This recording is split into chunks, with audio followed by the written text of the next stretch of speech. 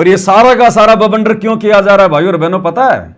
ये गुरुजी के जो लड़के हैं ना, ये चुनाव लड़ने की तैयारी में, चुनाव लड़ने की तैयारी में, और ये बीजेपी सरकार से ये टिकट प्राप्त करने के लिए इतनी चापलूसी कर रहे हैं कि हमारे को अब की बार बीजेपी से टिकट मिल जाए, रोहतक से या सोनीपत से, और कोई लेन देन नहीं है।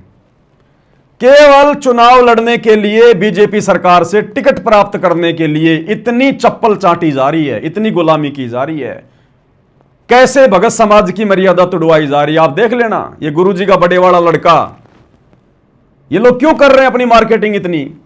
हरियाणा से बाहर क्यों नहीं कर रहे मार्केटिंग? ये इन्होंने धर्मशाला बनवानी होती है तो सोनीपत और रोहतक के क्षेत्र में बनाएंगे, ये जाटों की धर्मशाला। इन्होंने अगर चंदा देना है धर्मशालाओं में कहीं भी समाज में, तो रोहतक और सोनीपत के आसपास देंगे। ये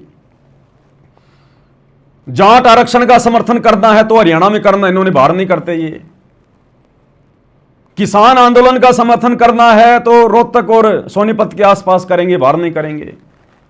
गांव गांव जाकर लोगों को 10-10 किलो आटा, एक एक तेल की बोतल देनी है तो ये सोनीपत और रोहतक के आसपास देंगे, बाहर नहीं देंगे। ये बसें चलानी है तो ये सोनीपत में चलाएंगे फ्री में। एम्बुलेंस चलानी है गांव वालों के लिए तो ये सोनीपत में चलाएंगे। रोडें बनवानी है तो ये सोनीपत में बनवाएंगे। और समाज में कोई पैसा देना है, मर्यादा तुड़वानी है भक्तों की, तो रोहतक और सोनीपत के आसपास। क्यों भाई? हिंदुस्तान में और जगह इन चीजों की आवश्यकता नहीं है क्या? ये सारे के सारे भिखारी सोनीपत और रोनीपत में पैदा हैं क्या? अरे रोहतक और सोनीपत में दुनिया के सबसे ज्यादा भिखारी हैं क्या, जो तुम रोजाना जा जाके उनको 10-10 किलो आटा जबरदस्ती बिन बुनाए मेहमान की तरह? और देश दुनिया में भिखारी नहीं है? और जिन लोगों के घरों में भाई और बहनों ये लोग आटा देने जा रहे हैं ना, ये कहकर कि बहुत गरीब परिवार है, बहुत गरीब परिवार है, उन गरीब परिवारों से ज्यादा बुरी हालत तो संत रामपाल जी के 90% भक्तों की है, 90% भक्तों की।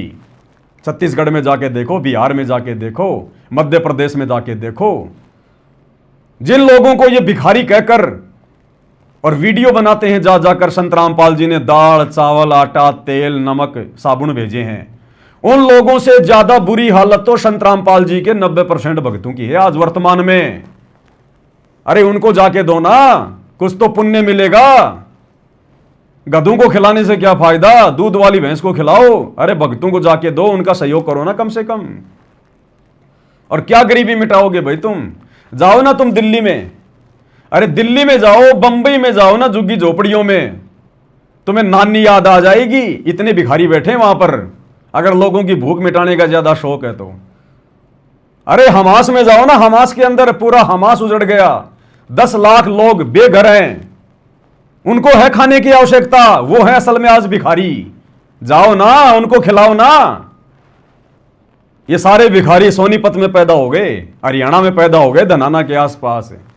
ये जबरदस्ती का माहौल बनाया जा रहा है भाई और बहनों, टिकट प्राप्त करने के लिए।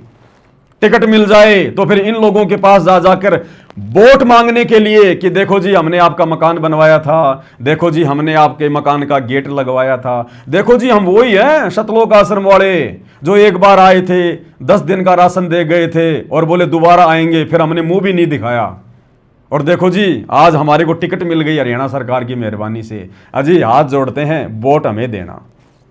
इसलिए ये भिखमंगे ये गंदी राजनीति कर रहे हैं भगत होकर, भगत समाज की मर्यादा तोड़वा रहे हैं ये लोग। इनका ये टारगेट है इन लोगों का, इनको भक्ति नहीं करनी, इनको भक्ति वक्ति से, भगवान से, गुरु से कोई लेन देन नहीं है। इनको तो यही काल की गंदी व्यवस्था में सड़ना है, अगले जन्म में गधा कुत्ता बन के यहीं पे कष्ट भोगने इनको।